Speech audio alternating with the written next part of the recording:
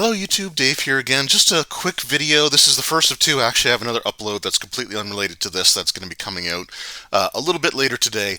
But I wanted to put this one out because we are down to the last 25, or it'll probably be about 24 hours by the time I get this video uploaded for the Alien RPG Evolved Edition Kickstarter. So this has been a really wildly successful Kickstarter for Free League. They've stated that to date, this is their most successful Kickstarter that they've ever done. It's raised over $2 million US.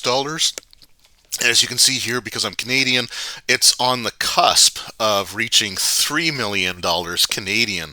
That's been raised with 10,412 backers. Absolutely insane. And as I mentioned in the previous video about this Kickstarter, the Alien licensed products can go a long way to building an audience. So I think this is the first one that they've done a Kickstarter for a licensed role-playing game. I mean, maybe Blade Runner could have been one as well.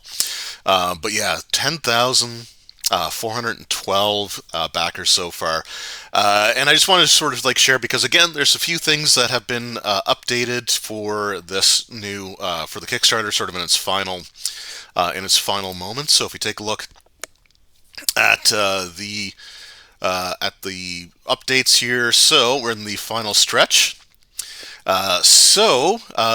We did actually unlock the mother theme. I say we. Well, I guess I did contribute, so I guess I can take some poor credit in that. But the mother themed GM screen has been unlocked, so there's only one stretch goal left. We'll take a look at that here in a moment. However, another interesting thing that they've done with the Kickstarter is that they've added a couple of additional options for add-ons for you to put on if you do back the Kickstarter, and you can do late pledges.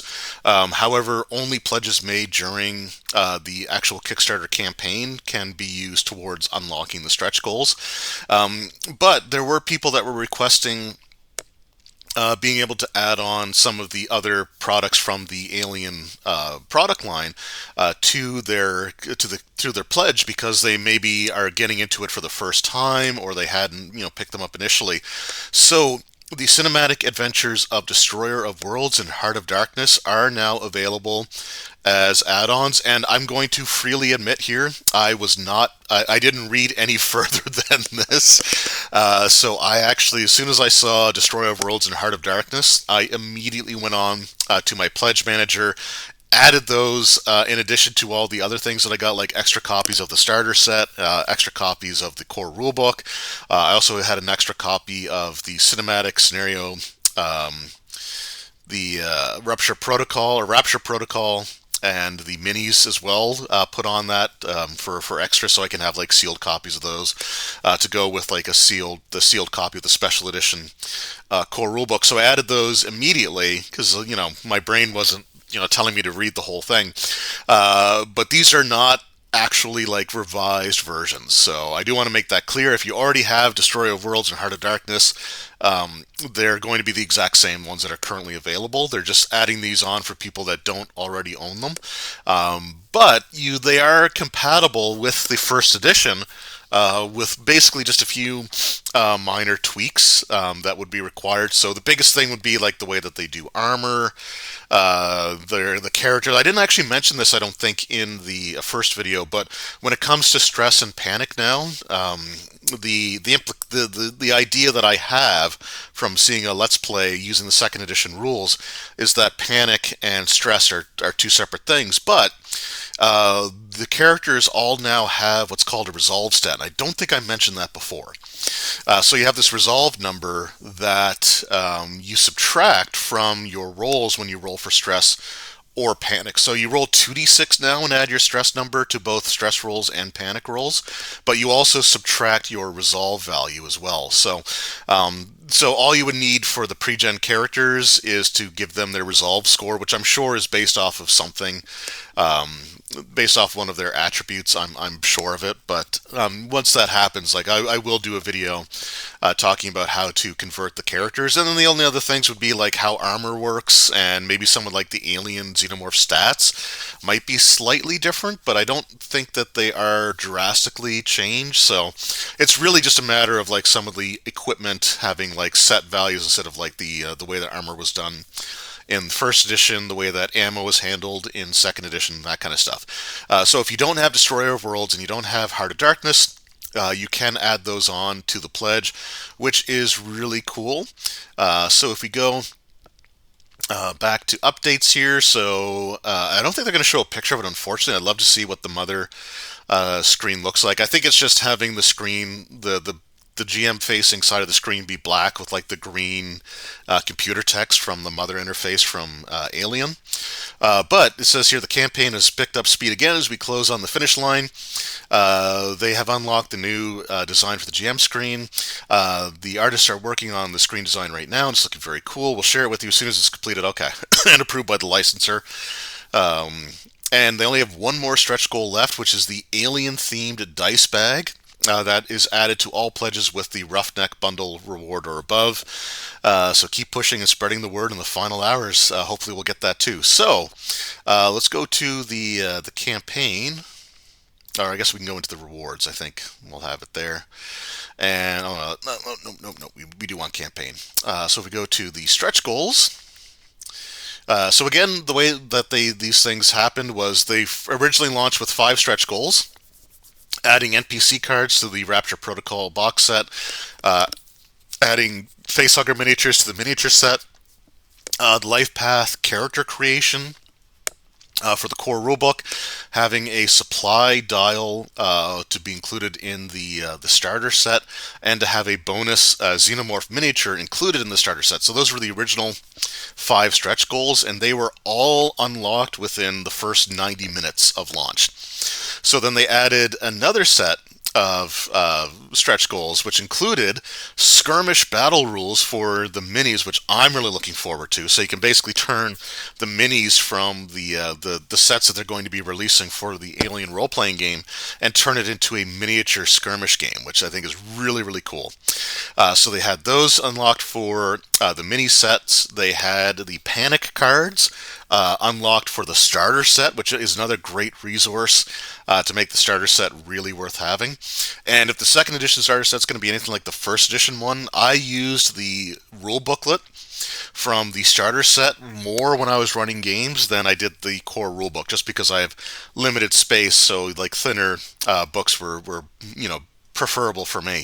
So we do have like the panic card, so that's a great inclusion with the starter set. There's a digital bonus adventure, Chrysalis, so that'll be a PDF only. It'd be really cool if they eventually turn it into like print on demand or something like that down the road, but for now it's just going to be digital only. And then they unlocked the Tartarus sector campaign setting for the core rulebook, and the bonus xenomorph miniature for the mini set. So that was all done in the first 24 hours. So it took them a few days to come up with some extra pledge goals because, again, you can't do things that are going to heavily impact production time. Like these were things that the first 10, I'm sure, were things that they had pre-approved and ready to go from like the very beginning. But these other ones, like they had to come up with what to do. So we have the card tuck box for the starter set was unlocked, and this was unlocked by default based off of the amount of Swedish kronas or whatever it's called that were pledged to it already. So you get like this foldable box that you can use to put the cards in from the starter set. I probably won't, but you can. It's an option that's there, which is really cool. The digital art book was also automatically unlocked when they launched the next 5 or the final 5 stretch goals.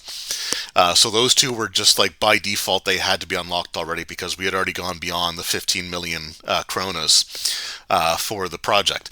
Then we have the ribbon bookmark for the collector's edition of the core rulebook only.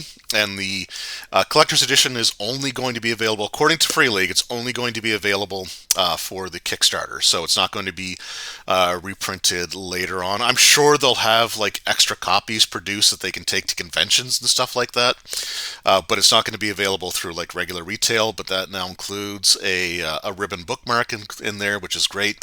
And then we have the mother-themed GM screen design, so that was just recently unlocked. The last thing that we have is the Alien dice bag, and that's for 22.5 million Swedish kronas, which sounds like a lot, and it definitely is. Like, don't get me wrong.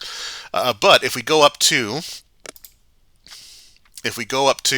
what we've have so far here, we have, at the time that I'm recording this, with 25 hours left to go, they are at 20.9 Swedish kronas. So it's possible. I'm putting this video out to hopefully get sort of a last minute push towards that final stretch goal. But yeah, I cannot wait for the Alien role-playing game for the second edition to come out.